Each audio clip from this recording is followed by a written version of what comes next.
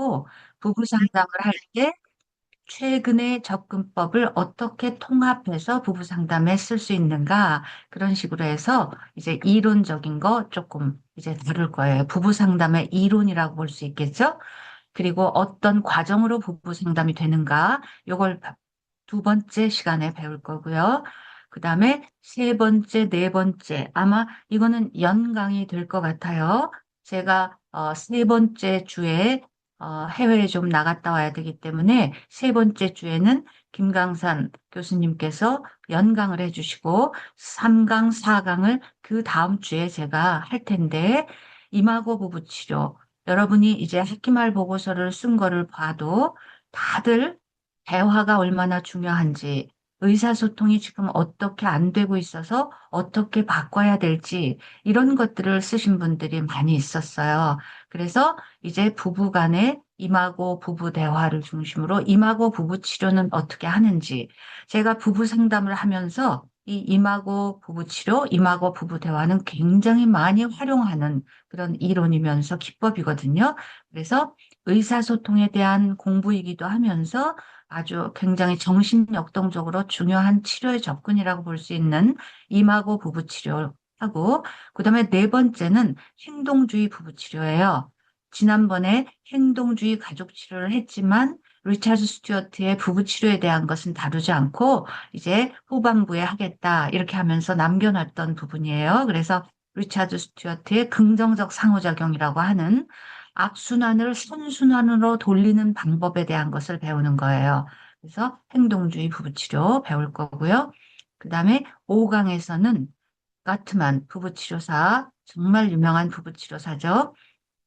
이분의 이제 행복한 결혼의 원칙, 이걸 하면서 이제 부부 갈등에 대한 이야기도 좀 할 거고, 또 부부 갈등을 넘어서서 어떻게 행복한 결혼이 될 수 있는지, 그리고 대화 시간은 어떻게 구조화할 수 있는지, 대화를 하고 싶지만 사실은 많은 현대인들이 특히 잘 나간 성공적인 부부가 대화의 시간을 만들지 못해요. 바쁘기 때문에. 그래서 어떻게 대화의 시간을 구조화해서 이거를 해나갈 수 있을까? 아주 중요한 걸 가트만 박사가 가르쳐 주었거든요. 이것도 제가 부부 치료를 하는 데 있어서 반드시 부부에게 가르쳐 주는 것 중에 하나예요. 매우 실제적인 실천 덕목이라고 볼 수 있어서 그거를 다섯 번째 할 거고요. 그 다음에 버지니아 사티어의 부부 갈등 시 내면 탐색하기. 이 부분은요, 제가 부부 싸움, 부부 갈등에 대한 이야기도 여기서 좀 다루려고 해요. 그러면서 부부 싸움을 어떻게 건전하게, 특히 크리스찬들은 부부 싸움이 일반 부부 싸움과는 좀 달라야 돼요. 구별된 부부 싸움을 해야 되는데 그런 얘기들을 하면서 이제 개인의 빙산 탐색, 지난번 경험주의 가족 치료에서도 언급을 했지만 이제 부부 갈등을 풀어내는 구체적인 방법에 대해서 이제 할 거고요. 그 다음에 7강과 8강은 굉장히 중요한 사례 중심의 공부라고 볼 수가 있어요. 제가 전에도 얘기했듯이 외도, 외도라는 것은 부부 갈등의 가장 첨예화된 아주 가장 중대한 문제라고 볼 수 있고 특히 우리 크리스찬들에게 있어서 이 혼외 관계의 문제는 굉장히 영적인 문제하고도 연관이 된 거거든요. 그래서 혼외 관계에 대해서 아주 자세하게 왜냐하면 제가 혼외 관계로 기독교인의 혼외 관계로 박사학위를 했다. 외도 박사예요. 그렇기 때문에 누구한테서도 들어보기 어려운 그런 기독교인의 혼외 관계에 대한 또 그것을 어떻게 상담을 해서 오히려 깨어질 뻔한 그 과정을 하나님 안에서 더 공고하고 좋은 가정으로 만들 수 있는가에 대한 그런 중요한 강의를 일곱 번째 할 거고요. 그다음에 사별과 애도 상담. 요즘 제가 자살가족 자살한 사람들, 자기 아이가 자살을 하기도 하고, 남편이 자살을 하기도 하고, 부모가 자살을 하기도 하고, 자살 가족을 많이 상담하게 돼요. 그럴 때, 이 사별을 했을 때, 애도 상담, 어떻게 할 수 있는가, 이거를 여덟 번째 다루려고 해요. 그래서, 이제 가급적 이거를 시간 내에 다 다루려고 하는데요. 그러면서도 이제 여러분이 혹시 뭐 중간중간 어떤 것에 대해서 이제, 뭐 말씀을 하거나 궁금하거나 그러면 또 그 문제를 다룰 수 있겠죠. 여기 가족의 다양한 문제, 이쪽으로 가면은 이혼 가정, 재혼 가정, 또 뭐 치매 노인 상담, 중독 가정 이런 얘기들을 그죠? 피상적이지만 그래도 핵심을 짚으면서 이제 갈 거거든요. 그래서 이렇게 되면 이제 이 후반부는 지난번 학기에는 이론 중심으로 갔다면 이번에는 굉장히 사례 중심으로 많이 가게 되겠죠. 그래서 실제로 이제 여러분들이 부딪히는 그런 사례들을 어떻게 상담할지 이렇게 이제 하게 되겠어요. 네. 자, 이제, 어, 오늘 진도는 가족 발달 주기라고 말씀드렸어요. 자, 여러분이 이제 한글 교재도 옆에 놓고 보시면서 제가 이제 PPT를 띄우기도 하겠지만요. 제일 처음에 먼저 첫 페이지에 보시면요. 거기만 조금 제가 이렇게 여러분 얼굴 보면서 얘기를 할게요. 거기 보면 가족은 일정한 구조와 기능을 가진 전체다. 이렇게 되어 있죠? 그죠? 가족은 시스템이에요. 구조를 가지고 있고 또 기능을 해요. 그런데 이 가족은요, 한 개인이 발달하면서 성숙해 가듯이 가정도 처음에 출발을 하면서 어떤 단계에서 시작이 돼서 그 다음 단계로 우리가 예측할 수 있는 다른 단계로 발전을 해 나가요. 그렇죠. 그죠? 이제 가족 발달 단계 이따 보겠지만요. 단계 이동이 어떻게 일어나냐면요. 말하자면 1단계에서 2단계로, 2단계에서 3단계로, 이렇게 이제 5단계로 이동을 하는데, 이 이동을 초래하는 이 가족 생활의 주기를 규정하는 요인들이 있다라는 거예요. 맨 처음에는 일단 결혼을 하겠죠. 거기서부터 이제 결혼 전 단계에서부터 1단계로 넘어간단 말이에요. 그래서 결혼이 주 요인이 돼요. 그런 다음에 아이가 태어나는 것. 이게 이제 단계의 이동을 만들어요. 그죠? 아이가 없을 때와 아이가 생겨날 때는 확실히 달라지거든요. 그 다음에 쭉 아이를 데리고 살다가 아이가 이제 떠나는 첫 번째 아이가 사회로 참여하는 이거를 뭐 우리는 그 아이가 초등학교를 입학하는 것. 이것서부터도 이제 아이가 사회로 들어가는 것이라고도 볼 수가 있고요. 이런 식으로 해서 아이가 이제 점점 사회생활로 들어가는, 그러다가 또 막내까지도 이제 학교를 가는, 이런 식으로 어떤 요인들이 있으면서 단계 이동을 하게 되는 거예요. 그러다가 아이가 사춘기를 맞이한다? 또는 아이가 이제 결혼을 해서 진짜 분가를 한다? 또 이제 나이가 들어서 나는 중년이 되고 노부모를 봉양해야 한다? 그러다가 내가 또 정년 퇴임이 돼서 은퇴를 한다. 이런 여러 가지 요소들이 가족의 발달을 이끄는 요인들이 된다라는 거예요.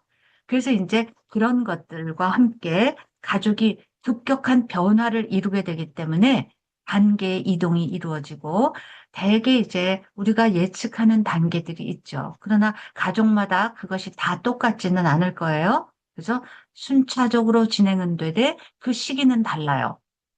예를 들어서 개인의 경우에도요, 아이가 이제 발달을 해요. 그러면 아이가 예를 들어서 이가 나는 순서를 봐도 제일 처음에 무슨 이가 나죠? 아이 길러본 분들은 아실 거예요. 아랫니 두 개가 나요. 그죠? 그리고 윗니 두 개가 나고, 그 다음에 그 양옆에 나고, 또 이렇게 나고, 이렇게 이제 8개가 나고 순서대로 해서 어금니로 쑥쑥쑥 난단 말이에요. 하다못해 이가 나는 것도 순서가 있고요. 아이가 태어나면, 아이가 태어나면요, 일단 목을 가누고 기대에 앉을 수 있어요. 100일쯤 되면 목을 가눠요. 그리고 그거보다 조금 지나면 배밀이를 하면서 기는 것을 시작해요. 그러다가 한 다리를 쓱 접고 앉아요. 그리고 앉았다가 무엇을 잡고 일어나면서 이제 서요. 그리고 한 걸음을 뛰고 그럴 수 있을 때 그 다음 뛸 수가 있어요. 그런데 말이죠. 어떤 아이가 아예 앉지를 못해. 그러면은 붙잡고 일어서는 거는 더 안 되겠죠? 뭔가 지금 이제 발달이 늦어지기 시작하는 거예요. 그래서 아이도 한 개인도 발달의 순서가 있고 발달을 하나가 늦어지기 시작하면 그 다음에 문제가 생기고 또 그 다음에 문제가 생긴다는 거예요. 즉, 어느 시기에 해야 할 발달 과업이 있어서 이 시기쯤 되면 아이가 그래도 일어설 수 있어야 돼. 이 시기쯤 되면 아이가 엄마, 아빠 하면서 말을 하기 시작해야 돼. 이런 시기가 있으면서 이제 발달 지체의 개념도 생기고 발달 장애의 개념도 생기고 이렇게 되는 거잖아요. 그래서 하나가 늦어지기 시작하면 그 다음 단계가 또 영향을 받고 이렇게 된다는 거예요. 개인이 그렇듯이 가족도 마찬가지예요. 한 발달 단계에서 해야 할 발달 과업들이 있기 때문에 오늘 이제 그 발달 과업이 뭔가 이런 것들을 살펴볼 거고 그 발달 과업을 그 단계에서 못하면 그 다음에 문제가 생긴다. 이런 얘기를 오늘 하려고 하는 거예요. 그러니까 이게 왜 중요해요? 치료사가 그걸 알고 있어야, 그죠? 아, 지금 이 사람이 지금 이 시점에서 갖고 있는 문제는 과거에 뭐가 잘못됐기 때문일까? 원인을 우리는 과거에서 발견할 수 있어야 되죠. 사람들은 문제를 갖고 와서 현재에서 거기에서 풀려고 애를 쓰죠. 뭐가 문제일까? 근데 과거에 씨를 잘못 뿌렸다는 것을 모르고 있을 수가 있어요. 그럼 치료사는 과거로 돌아가서라도 그것을 알게 해주고 원인을 제거할 수 있는 이런 것도 해야 하는 거죠. 그래서 이 발달 단계에 대한 공부가 가족 치료에서는 중요해요. 가족들이 안고 있는 임상적인 문제는 어떤 발달 단계에서 다음 발달 단계로 이행할 때 생기는 어려움과 관련이 있는 경우가 대부분이라는 거예요. 그렇기 때문에 상담사는 가족이 당면한 위기나 문제 행동을 그 가족이 지금 어떤 단계에 있지? 라고 발달적 맥락에서 이해할 수 있어야 효과적으로 개입을 할 수가 있어요. 아, 이 집은 지금 청소년은 사춘기지? 부모는 중년기지? 아, 이 가정은 지금 어려움에 당면할 수 있는 시기에 처해 있구나. 이렇게 알아야 된다는 거죠. 부모는 부모대로 중년기라 지금 위기를 겪는다고 하잖아요, 중년기에. 근데 청소년은 청소년대로 지금 사춘기의 위기를 겪고 있어요. 이 위기를 겪고 있는 두 세대가 거기서 이제 격돌을 하면 말할 수 없는, 걷잡을 수 없는 문제가 생기는 거거든요. 그러면 우리는 중년에 대한 이해도 가지고 있어야 되고 청소년에 대한 이해도 가지고 있어서 이들이 왜 여기서 충돌하는가에 대한 것을 설명해주고 해석해 줄 수 있어야 한다라는 거예요. 그죠? 그런데 이제 최근에는 인간의 발달에 대해서 예전에는 5, 6세 이전에 모든 것이 형성된다. 이런 프로이트의 이론이죠. 이런 결정론적인 관점이 지배적이었지만 이제는 그렇지 않죠. 인간은 정신적 성장 가능성에 대해서 보다 낙관적이고 희망적인 인생관을 이제 가지게 됐어요. 그래서 이 가족 발달 주기의 관점이 지니는 의의는 인간의 발달을 성인기와 노년기까지 확장해서 포괄적으로 볼 수 있다라는 점이에요. 그러니까 우리의 발달은, 우리의 문제는요, 지금 이 시점에 고착되어 있는 게 아니라 가족이 발달하면서 우리는 얼마든지 지금 이 시점에서라도 미래를 예측하면서 그것을 수정하면서 나아가고 계속 과거의 문제였기 때문에 끝까지 문제, 이게 아니라는 것에 이제 희망이 있는 거예요. 그래서 과거에 문제가 있더라도 지금 문제를 분명히 보고 원인을 분명히 파악하면 미래에 그것을 수정하면서 갈 수 있다. 그렇기 때문에 우리가 이제 과거, 현재, 미래 전체로 보려고 하는 그런 시도를 한번 해보려고 하는 거예요. 오늘요, 제가 다시 화면 공유할게요.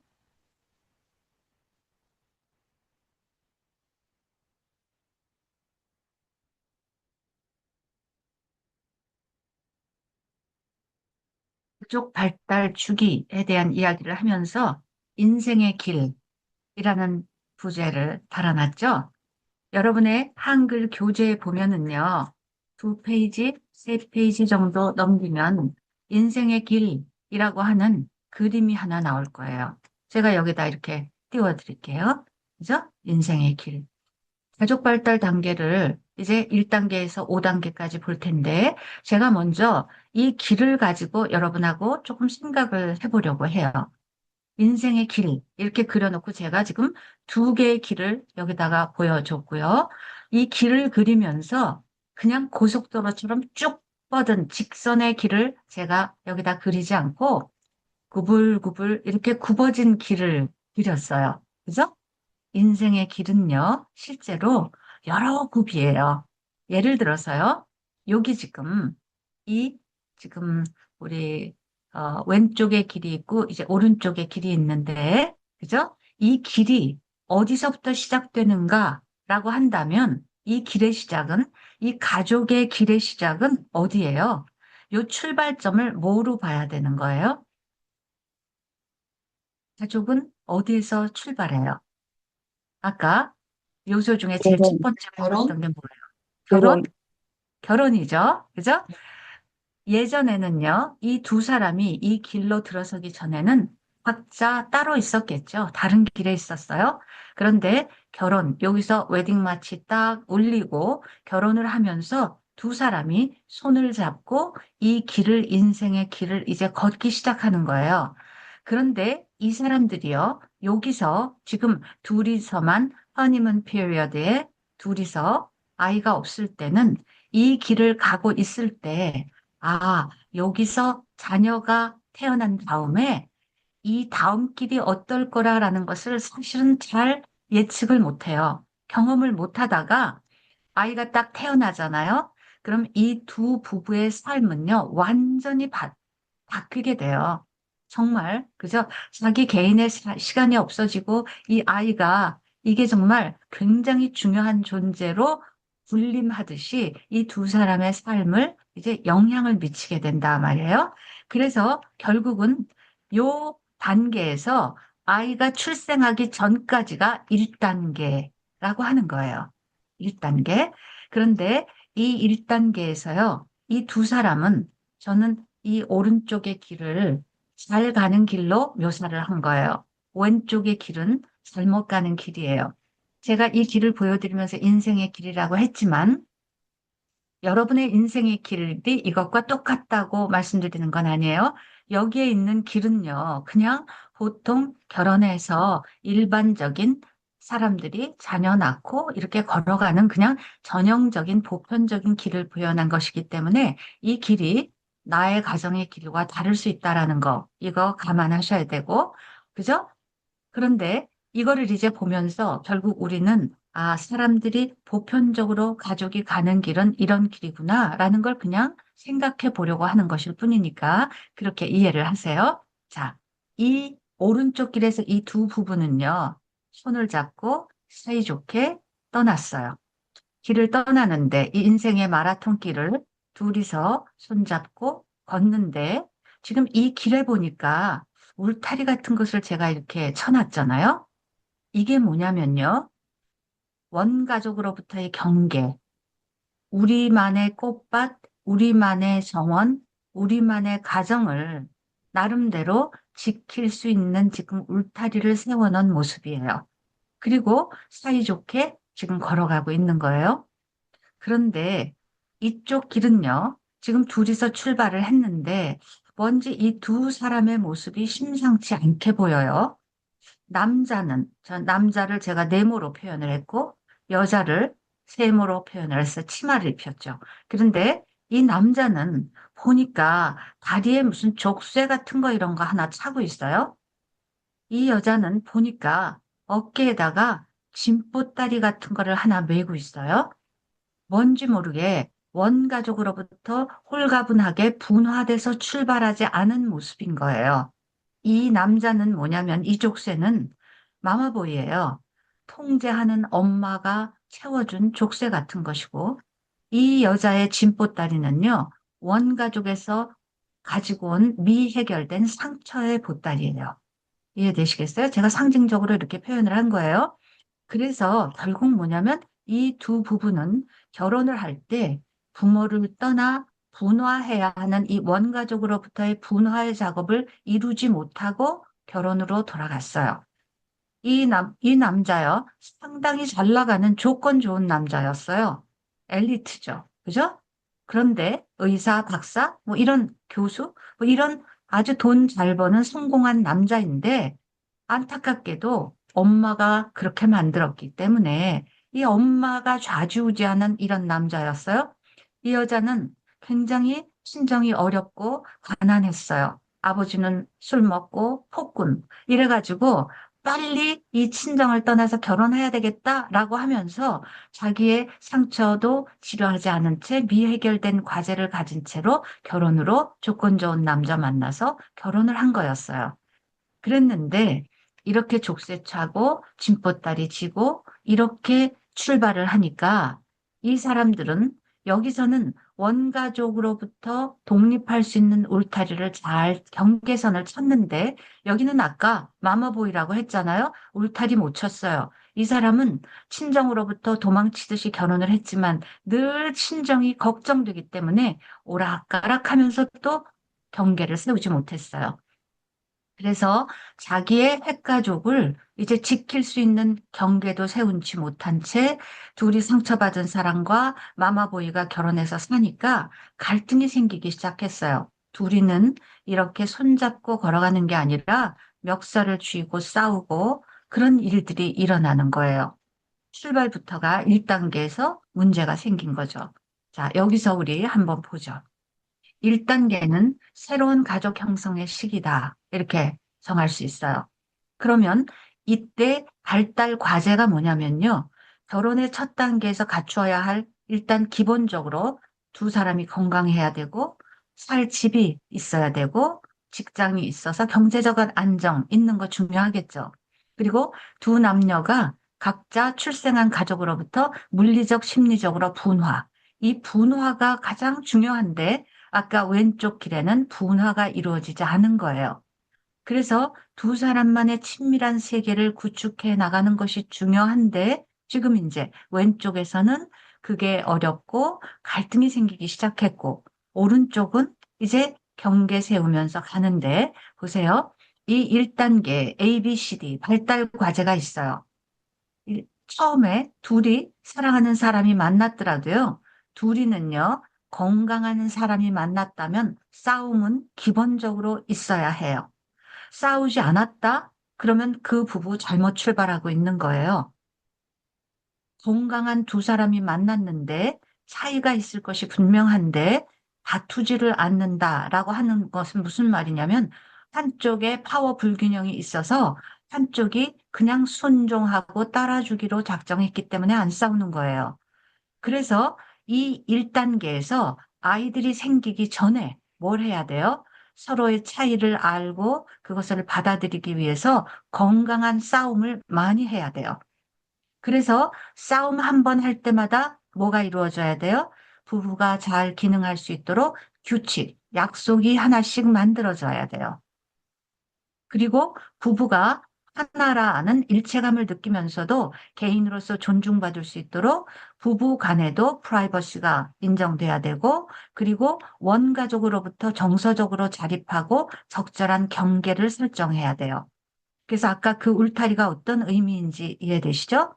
손을 잡고 둘이 걸어간다는 것도 친밀감 형성으로 중요한데 싸우면서 규칙을 만들어 나가는 것을 열심히 하고 있어야 돼요. 그게 발달 과제인 거예요. 이걸 못할 때 이제 문제가 생겨요. 왼쪽 가정에서는요, 부부 갈등이 막 생긴다고 그랬죠? 부부 사이에 불균형도 있어요. 그죠? 남편은 아주 부잣집 잘 나가는 자제였고, 여성은 가난한 집에 그래요. 그러면 여기에서 경제적인 불균형, 문화의 차이, 이런 것들이 생겨나면서 이제 이런 것들 생기죠.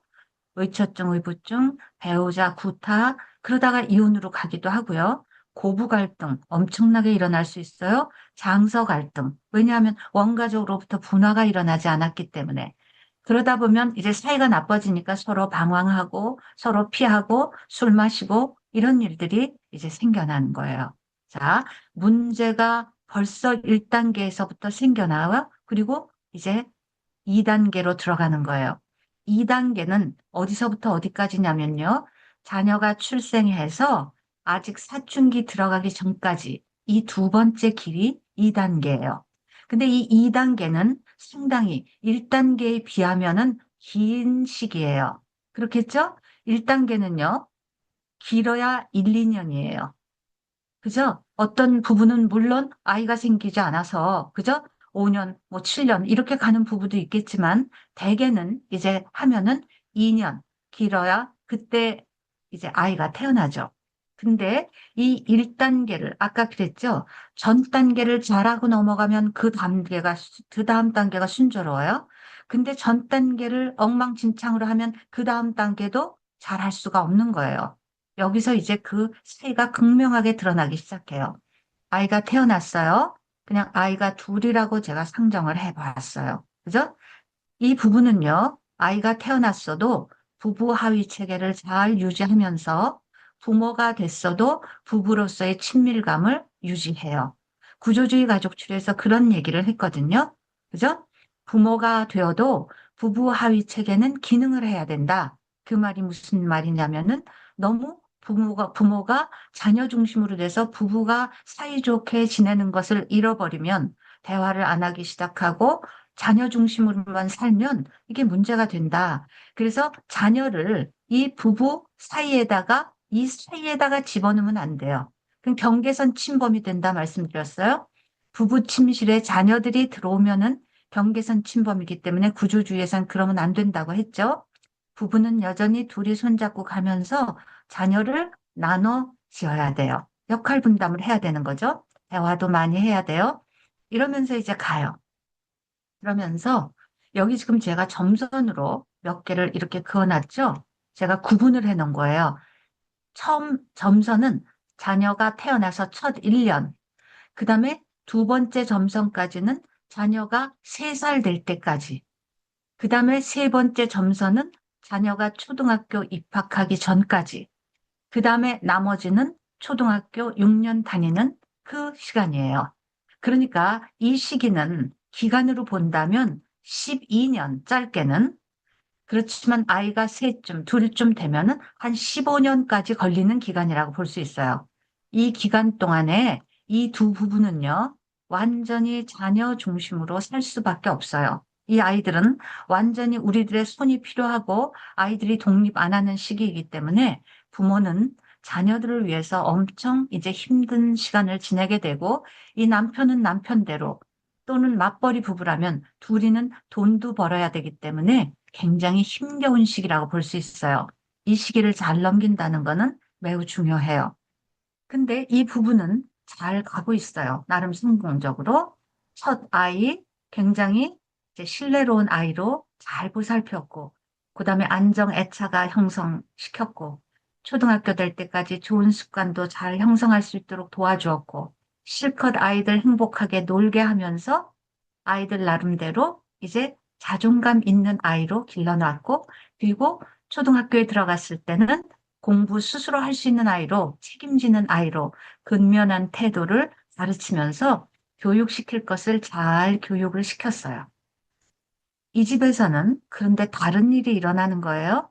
이 집에서는 벌써 싸워서 이 남자는 길 밖으로 나가서 싸우기만 하면 마마 보이니까 자기 엄마한테 가서 있고 이르고 그러지 않으면 잘 나가는 남자이니까 일 중독이 되고 밖에서 술 마시고 때로는 외도도 하고 이러면서 길 밖으로 나돌기 시작하고 이 부인은 이제 아이를 낳았는데 전혀 행복하지 않았어요.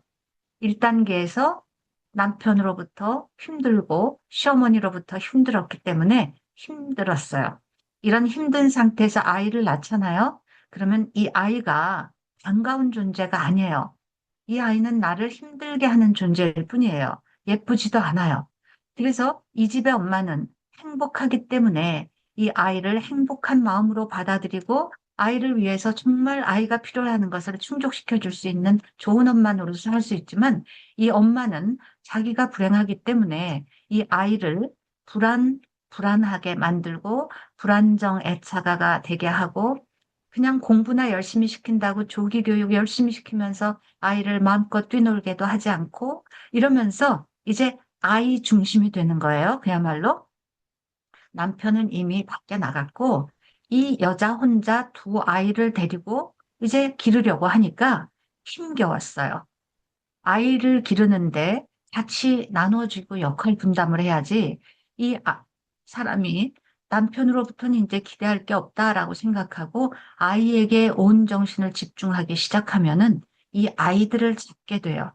공부시킨다고. 미리 조기교육 시킨다고 난리를 치고 공부시킨다고 야단치고 이러면서 아이들하고의 관계도 나빠지게 되기가 십상이에요. 통제 욕구를 발동시키면서 통제 욕구는요, 보세요. 혼자서 힘에 겨우면 더 통제를 하게 되고 더 지시하고 명령하고 강압적으로 갈 수밖에 없게 돼요. 남편은 아이 교육에 별 관심이 없어요. 길 밖에 나가 있어요. 이렇게 하면서 이제 사춘기를 맞이하게 돼요.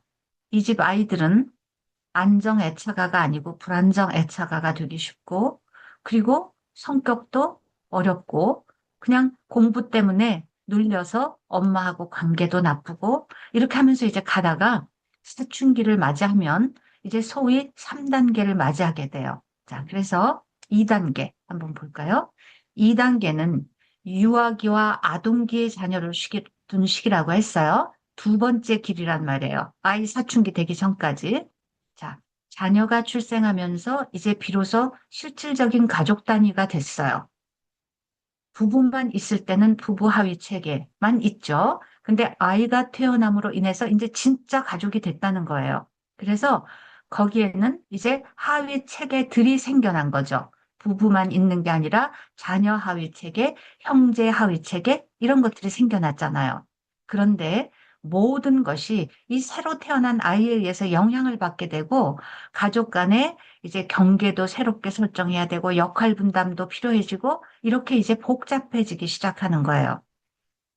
그러면 이때 이 부부가 해야 할 발달 과제가 A, B, C, D, E 더 엄청 이제 많아요. 첫째, 자녀들을 위해서 심리적, 물리적 공간을 내어주기 위해서 새로운 부부 체계로의 적응이 필요해요. 둘이 살 때하고는 다르다는 거예요.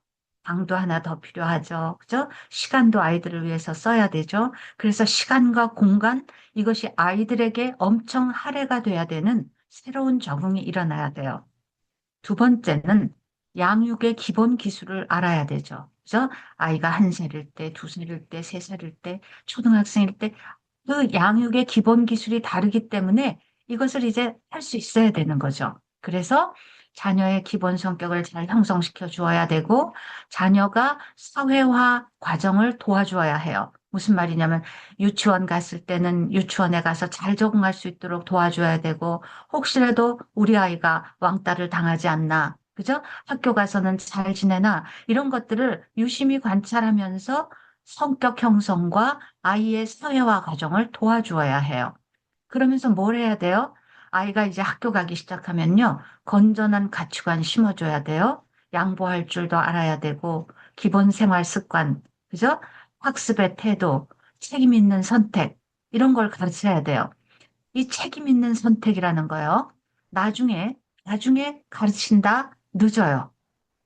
선택을요, 아동기에서부터도 아이가 자기가 무언가를 고집을 부리고 했으면 그것에 대한 책임이 따른다는 것을 배울 수 있어야 돼요.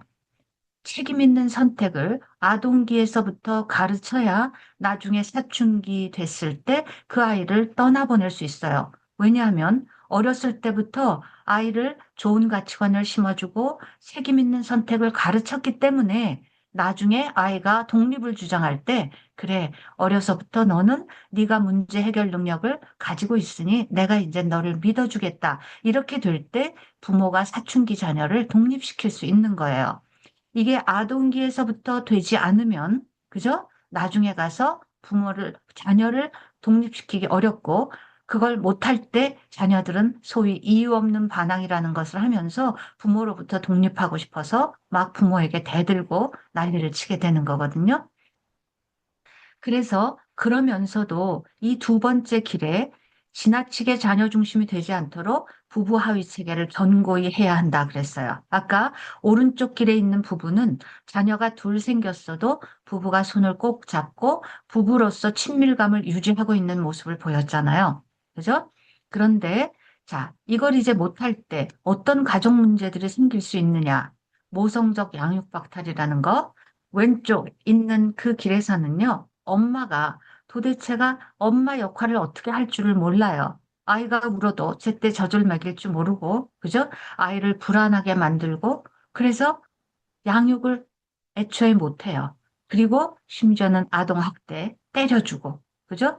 그러면은 아이는 학교 가는 것을 무서워하고 등교 거부 이런 것들을 하고요. 뭔가 이쪽 오른쪽에 있는 아이는 자기가 해야 할 일을 다 알아요. 그래서 스스로, 그죠? 가는데 이쪽 아이는 엄마가 시켜야만 하고 불안해하고 이러면서 학교 가서 문제를 일으키고 산만한 아이가 되어서 ADHD 아동으로 찍혀서 선생님한테 야단 맞고 이런 것들이 결국은요. 보세요. 두 번째 이 길에서 엄마가 자녀의 출생에서부터 안정된 양육을 하지 못함으로 인해서 그 모든 문제가 이제 발생하게 된다라는 거예요. 근데 이 자녀 양육을 제대로 못하는 게 여기서 비롯됐다기보다는 제일 처음 신혼 때부터 행복한 엄마의 그 기틀이 마련되지 않았기 때문에 두 번째 길에 갔을 때 엄마 역할을 엉망진창으로 아빠 역할을 제대로 못하고 이 길을 이제 가게 되는 거예요. 그러다가 사춘기를 맞이했어요. 아까 3단계는 아이가 사춘기고 부모가 중년기일 때예요. 이거는 정말 지각 변동이 일어나는 위기이거든요. 자, 이 위기를 이 집은 순탄하게 이 3단계를 맞이할 수 있어요. 할 걸 다 했기 때문에 그래요. 근데 이 집에서는 여기에서 이제 엄청난 문제가 일어날 수 있어요. 이 남편은 아까, 그죠? 뭐, 잘 나가면 일 중독돼서 돈 잘 벌어오는 남편 되는 거고요. 이제 못 나가면 이제 엄청 방황해요. 그런데 이 집에서 문제는요, 사춘기가 됐을 때 이 아들이 또 가출하고, 가출 청소년 돼서 담배, 약물, 그죠? 뭐, 이런 거 하게 된다는 거예요. 왜요? 왜 이때는 이 엄마가 조기 교육에 몰두하면서 아이를 그냥 기분 나쁘게 하고 성격 나쁘게 하고 그랬거든요. 여기서 엄청난 반항이 일어나면서 공부하기 싫은 이 남자 아이가 가출하고 이 여자 딸은 억지로 붙잡혀서 엄마가 지금 고삐로 여기 쥐고 있어요. 그러면서 따라가고 있어요. 이 아이의, 보세요. 이 아들의 또 여기 족쇄가 생기고 이 딸에게 상처의 보따리가 생기는 거예요. 이게 자기가 하고 있던 것을 자녀들에게 지금 전수하는 이런 모습이 드러나는 거예요. 그죠? 그래서 여전히 이 남편은 길 밖에서 있고 이 엄마는 어떻게 하든지 이 아들, 딸 공부 잘 시켜보려고 하다가 아들은 실패해서 지금 가출했고 이 딸은 그래도 엄마 말 듣고 이제 공부하면서 가고 있어요. 자, 이 집 잘 가는 길은요. 이 사춘기쯤 되면요. 이 집에서는 아동기 때 뭘 했어요? 근면한 태도, 주도적인 학습의 방법, 이런 거 다 책임 있는 선택, 이런 걸 이미 초등학교 시절에 다 가르쳤어요. 사춘기가 됐을 때 이 집도 아이들이 나 떠나겠다, 나 독립하겠다 주장하는 거. 사춘기는 그 시기거든요. 독립하겠다고 주장하는 시기예요. 그러면서 제가 그림을 이렇게 그렸어요. 요 지금 하얀 요 둘은 자녀예요. 요 둘은 부부예요. 그죠? 중년기의 부부고 얘네들은 자녀인데 얘네들 손을 보세요. 손을 들고 지금 떠나가겠다라고 지금 하면서 부모를 앞질러 가고 있어요. 부모는 뭐냐면요. 중년기인데 이 앞질러 가는 아이들을 뒤에서 지켜봐요. 그리고 여전히 이 부부는 중년임에도 불구하고 위기가 아니라 사이좋게 가고 있고 오히려 내가 이 아이들 아동기에 잘 가르칠 거 가르쳤고, 이제 사춘기가 되니까 얘네들 떠나간다고 하니 조금 불안하긴 하지만 우리 둘이 잘 지켜보면서 얘네들 앞질러 가게 합시다. 이렇게 하면서 가고 있는 거예요. 3단계를 이 부부는 무난히 넘기고 있는 거죠.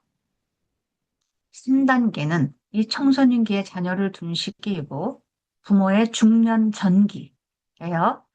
자녀의 청소년기 정체성의 위기와 부모의 중년기 위기가 얽혀서 문제가 아주 복잡해질 수 있는 시기가 3단계예요. 이때 이제 뭘 했냐면요. 부모 자녀 관계가 재정립돼야 돼요.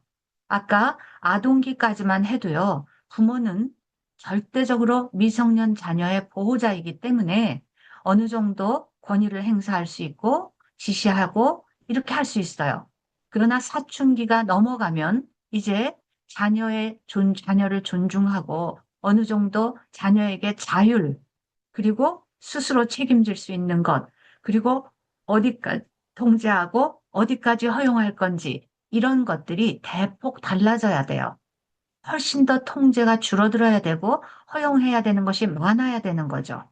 그래야만 부딪히지 않게 되어 있는데 이거를 이제 미숙한 부모는 또 제2단계에서 2단계에서 자기 아이들을 잘못 가르쳤던 부모들은 불안해서라도 더 통제를 하게 되고 허용을 할 수가 없고 아이들에게 자율하게 하고 그리고 스스로 책임지게 하는 것을 하지 못해요. 이렇게 되니까 이제 부모 자녀의 관계는 더 나빠져요.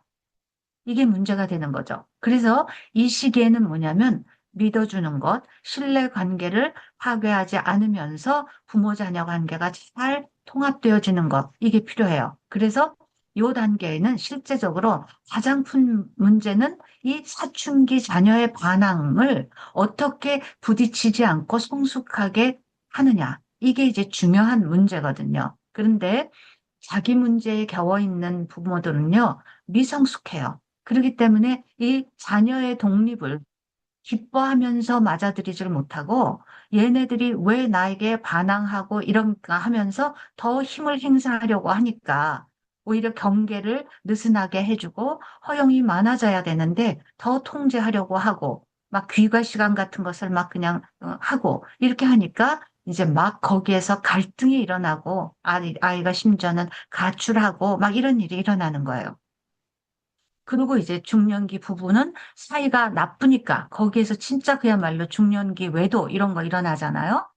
그래서 이 시기에는 발달 과제가 구체적으로 보면 자녀의 선택을 존중하고 자녀들이 자유롭게 드나드는 것을 허용하는 관계로 한 십수년간 안정되게 유지되었던 가족 관계를 유연하게 만드는 것, 유연해져야 된다는 것, 이게 중요해요. 중년기 부모들은 자녀의 독립에 대해서 불안해하지 말고 자녀의 반항에 대해서 현명하게 대처하는 성숙한 부모가 돼야 돼요. 그다음에 이때쯤 되면 조부모와 이제 손자 사이에도 새로운 적응이 필요해요. 할아버지 할머니와 또 충돌하는 청소년들이 생기거든요. 그래서 이제 이때 이런 사춘기 반항 이런 것들이 순탄하게 넘어가지 못하면은 아이들이 섭식 장애를 일으킨다거나 아이들이요 먹지 않는 것으로 거부하는 거식증 같은 거 일으키는 소녀들이 있어요. 이게 부모의 통제로부터 벗어나기 위한 무의식적인 역동이다. 이렇게 구조주의 가족실에서 설명하죠. 섭식장애를 일으킨다거나 수동공격성 행동, 청소년의 폭력, 엄마, 아빠를 막 때리는 청소년들이 생겨나는 거예요. 이 반항이 지나쳐서, 그죠? 가출을 하거나 이렇게 부모를 때리는 청소년들, 이런 것들이 생겨날 수 있다라는 거예요. 그죠? 자, 그러다가 이렇게 뭐 우여곡절을 겪고 이제 자녀들이 떠나가는 시기가 와요. 그죠?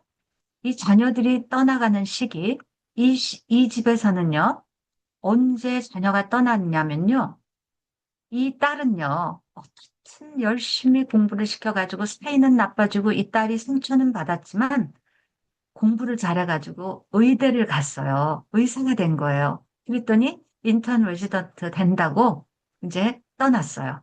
그래도 얘도요, 그래도 초등학교 때 닦아놓은 그건 있어서 뭐 재수의 삼수 하더니 그래도 연세대학교 원주 캠퍼스 또 갔어요. 그래서 또 기숙사 들어갔어요. 그러니까 이 두 아이가 대학 가면서 집을 떠났어요. 그래서 떠나감이 일어났죠. 그렇게 일찍이 떠나감이 일어나기도 하고요. 본격적인 자녀의 떠나감은 이들이 결혼하면서 분가를 할 때 떠나가는 거죠. 이렇게 자기 길을 만드는 거예요. 이거 자녀가 이제 결혼해서 떠나가는 거예요. 근데 자녀가 다 떠나간 다음에 이 길을 비교해 보세요. 이 집은요, 자녀가 떠나간 다음에 진짜 두 부부가 남았어요. 사이좋은 부부가 신혼같이 사이가 좋아요. 자, 이 부부의 모습을 보면요. 이렇게 출발했고, 자녀를 기를 때도 이렇게 손잡고 있었고, 중년기 때도 그랬고, 노년기 때, 이젠 진짜 아이들 다 떠나보냈으니까 우리는 짐도 없고 너무너무 좋은 시기를 맞이해요. 근데 이 집은요, 자녀가 이제 떠나갔는데, 이쯤 돼가지고 외도하고 난리치던 남자가 노년 되면 그래도 집에 들어오거든요. 집에 들어왔어요. 그랬더니 이 또 이게 부인이에요. 부인이 난 이제 두 아이 다 대학 공부 시켜놨으니까 난 이제 당신 은퇴해가지고 들어와가지고 새끼 밥 해주는 거 나 이제 꼴보기 싫다. 난 이제 나 헐헐 여행 떠나고 친구들하고 그랬다. 이제는 또 이 부인이 길 밖으로 나왔어요. 그래서 이 남자가 외롭게 있고 보니까 이 아이들이 자기 길을 이제 갔어요. 결혼했어요, 둘 다. 그런데 무슨 일이 일어나요? 우리 부부가 한 번도 이 아이들에게 사이좋게 대화하면서 행복했던 모습을 보이지 않았어요. 처음부터 싸웠고, 태어나면서도 그 다음에 싸웠고, 이때는 남편이 길에 없었고, 이때는 또 남편만 남아있고, 둘이서 사이좋게 보내는 이런 모습 보이지 않았기 때문에 얘네들은 결혼하고 나서도 어떻게 부부가 대화하고 어떻게 싸우지 않고 어떻게 가는지 배워본 적이 없어요. 그래서 상처 많고 족쇄 찬 이 두 부부 아이가 또 부모 비슷하게 이런 길을 걷다가 싸우고 또 오고 이혼해서 자기 자녀까지 데리고 오고 그래서 이 길이 또 경계가 없어요. 이제는 우리 길에 자녀들이 와가지고 또 지지고 볶고 이렇게 하는 거예요. 그래서, 그죠? 이 집은 이제 편안한 노년을 맞이하고 이 집은 복잡한 노년을 맞이하게 되는 거예요. 그런데 이걸 보면서요, 계속 제가 얘기하는 거예요. 자, 이 시기에 이 문제가 지금 여기서 비롯된 것일까? 이때 잘했더라면, 그죠? 중년 때라도 잘했더라면, 이때 잘했더라면, 이렇게 되는 거예요. 이 아이와 아버지와 막 멱살 쥐고 싸워요. 아들하고 아버지하고. 그죠? 언제 아버지와 아들과 좋은 시간을 보내본 적이 없는 거예요. 그죠? 잘못됐다고 때리기나 하고 싸우기나 하고. 그러면 나중에 어떻게 돼요? 노년에요. 아들이 아버지 멱살을 쥐고 아버지의 목을 조르는 아들도 봤어요. 청소년이 폭력을 행사한다 그랬는데 중년에 그런 아들이 노년의 아버지를 이제 때리고 내쫓고 이런 일들을 하거든요. 이게요, 다 돌고 도는 거예요. 뿌린 씨가 그런 열매를 맺는 거예요. 그렇기 때문에 이제 여러분이 보아야 될 것은 그거예요. 본인들은 그걸 모를 수 있어요. 그렇지만 이런 길을 우리가 이제 이렇게 생각하는 이유는, 아, 이 사람들의 문제가 어디에서 비롯됐구나. 이렇게 이제 알 수 있잖아요. 그래서 자, 우리 마지막 단계들을 볼게요. 첫 자녀가 독립해서 떠난다 그랬어요. 자, 첫 자녀가 독립해서 사회적으로 자립할 때부터 막내 자녀가 독립하는 시기까지 전부 다 갈 때까지 이제 그 시기, 떠나가는 시기예요.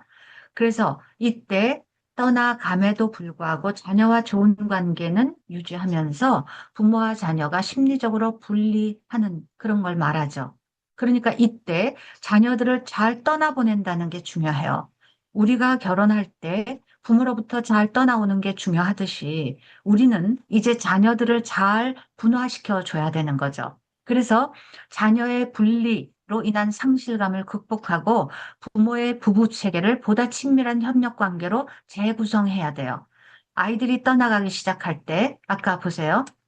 이 길에서 아이들이 떠나가기 시작하잖아요. 그럴 때 상실감이 느껴지기 시작해요. 그럴 때 부부가 사이가 좋으면 이 상실감이 덜 할 수 있어요. 근데 부부가 사이가 나쁘기 때문에 아이 중심으로 살았던 엄마는 빈둥지 신드롬 되면서 상실감, 우울 느끼고 이렇게 되는 거잖아요. 그래서 아이들을 잘 분화시키려면 부부가 사이가 좋아야 돼요. 그죠? 자, 그래서 잘 분화시켜야 돼요. 부모와 자녀가 각각 한 사람의 성인으로서 자신의 일, 대인관계, 사회적 활동 등에 충실해지는 것. 그래서 오히려 이때 중년에 여성들도 아이들만 바라보고 있다가 자기 일을 찾아야 되는 거죠. 이렇게 공부를 시작하고 이런 거 아주 좋은 일이에요. 자녀의 배우자와 손자를 포함하는 확대 가족 관계에 잘 적응하는 일. 예를 들어서 이제 배우자, 그다음에 자녀가 또 자녀를 낳았으면 그 손자와의 관계 이런 것들을 이제 만들어가기 시작해야 되죠. 잘. 그리고 노화에 따른 신체 장애나 사별 등에 대비하는 것. 나 스스로도 이제 늙어가니까 자기 건강 관리하고 또 배우자를 잃어버릴 수도 있으니까 이런 것들 대비하는 것, 이런 거 필요하죠. 그래서 이때 이제 벌어질 수 있는 문제는 빈둥지 신드롬, 외롭고 뭐 이렇게 되면 중년기 외도, 또 중년기 우울증, 남성의 잃어버린 자기 찾기, 여성의 빈둥지 증후군.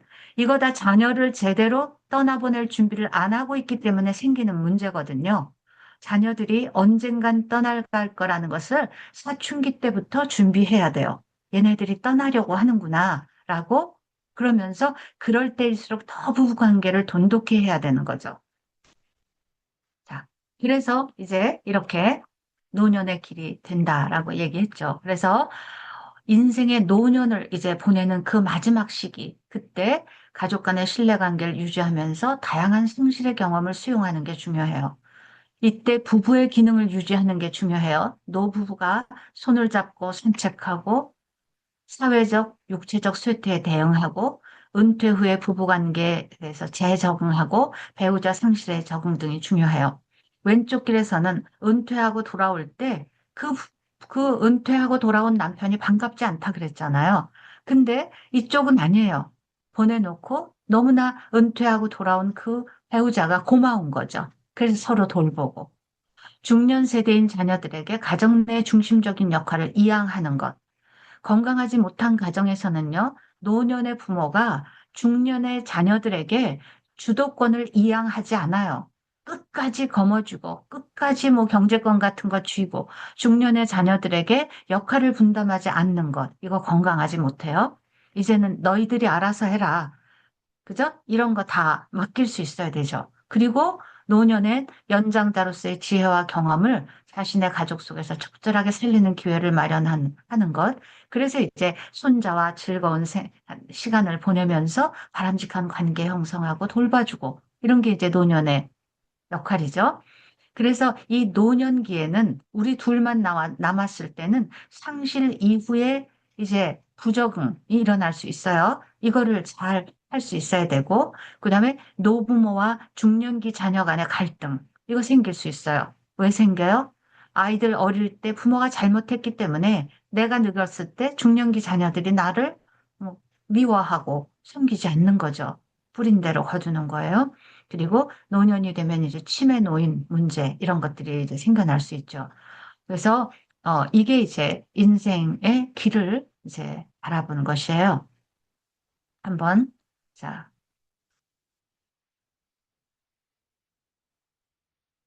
다시 한번 그냥 보세요. 어, 우리의 길이 꼭 이렇지만은 않다고 말씀드렸어요. 가족의 양태는 다 다양하기 때문에. 그렇지만 이제 이걸 통해서 조금 돌아볼 수 있는 것도 있겠죠. 제가 여러분의 학기말 보고서 내신 것을 보고 참 감동했던 것은 뭐냐면은 여러분이 그 이론에 비추어서 이렇게 성찰하고 돌아보려고 하는 그것을 하고 계신 것에 제가 감동받았어요.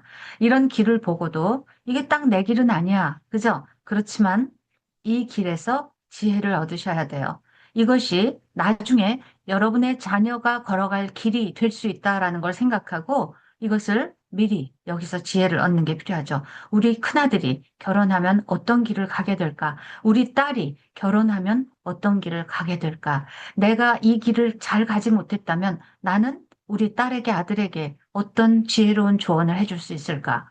내가 상담사가 돼서 내담자의 문제를 보기에 앞서서 내 자녀들에게는 어떻게 해줘야 되고, 내 자녀가 내 손주들을 기를 때 어떤 모습으로 뭘 해주면서 가기를 원하나, 이런 지혜를 얻으시기를 바래요.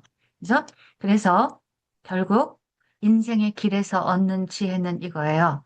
인생의 각 시기를 맞을 때마다 사전에 삶의 지혜를 가지고 준비하는 것이 중요하죠. 그리고 새로운 변화가 일어날 것이라는 것을 기대하면서 융통성 있게 대처해야 돼요. 우리 아이가 결혼을 해서 아이가 이제 또 자기 아이를 낳게 되면 어떤 변화가 일어날 것인가에 대해서 우리는 알고 있잖아요. 그러면은 적절한 조언을 해주는 거 필요하겠죠? 그들이 얼마나 힘들 것인가를 알고 우리가 도움 줄 수 있겠죠. 현재 부딪히고 있는 문제는 지금 당장에 생겨났다기보다는 과거에 뿌리를 두고 있을 수 있음을 항상 염두에 두고 갈등 상황의 해결을 위해서는 과거에 잘 해결하지 못한 과제들에 대해서 탐색하고 이해할 필요가 있어요. 어디서부터 잘못되었을까? 이렇게 돌아보는 지혜가 필요하다는 거예요. 그래서 성숙한 부모는요, 정말 성숙한 부모, 존경받는 부모는요, 아들아, 딸아, 그땐 내가 미숙해서 몰라서 너에게 이런 잘못을 했구나 라고 깨끗하게 사과할 수 있어요. 이런 부모가 진짜 성숙한 부모인 거예요. 그때는 몰랐죠. 그러나 지금 이런 걸 통해서 이제 얻을 수 있는 지혜는, 아, 그때 내가 너무 아들에게 엄하게만 훈육을 했구나. 그때 내가 너무 우리 아이만 중요하다고 생각하면서 우리 남편을 너무 소홀하게 해서 우리 남편이 길 밖으로 나갔었구나. 이런 통찰이 있을 수 있겠죠? 그러면 깨끗하게, 그죠? 그땐 여보, 내가 그래서 미안했어. 이렇게 얘기하는 거예요. 그러면서 중년에라도 노년에라도 다시 멀어졌던 부부가 가까워진다는 거. 이거 중요하죠. 그래서 부부는요, 인생의 전 과정을 통해서 동반자로서의 친밀함을 유지할 수 있어야 돼요. 이런 부부는 나중에 어떠한 위기가 닥칠지라도 노년에라도 중년에라도 거뜬히 넘길 수가 있게 되는 거예요. 그래서 자, 다시 한번 제가 강조하는 거는 이거예요. 부부가 처음에 이렇게 출발해서 자녀가 아무리 여러 명 있더라도 이렇게 손잡고 가야 되고 아이들이 떠나간다 할 때, 그때 오히려 부부가 더 돈독해지려고 해야 돼요. 이때는요, 사실은요, 아이들의 중고등학교 시절이라고 볼 수 있어요. 그래서 이 집은 난리가 났었던 거거든요. 아이들의 공부가 중요하다고 생각했기 때문에. 그런데 사실은 이 집에서는 이미 여기에서 아이들에게 스스로 선택할 수 있는 걸 가르쳤기 때문에 아이들이 자기의 진로를 선택하고 학과를 선택하고 심지어는 배우자를 선택하는 것에서까지 자기 스스로 알아서들 다 해요. 그렇기 때문에 우리는 뒤에서 지켜보면서 이들의 문제를 해결해 주려고 난리를 치지요. 이 집은 그래요. 해결해 주려고 난리를 쳐요. 그런데 이 집은 자기가 자기 문제를 해결하는 아이들을 지켜보면서 부부의 관계를 더 돈독히 해요.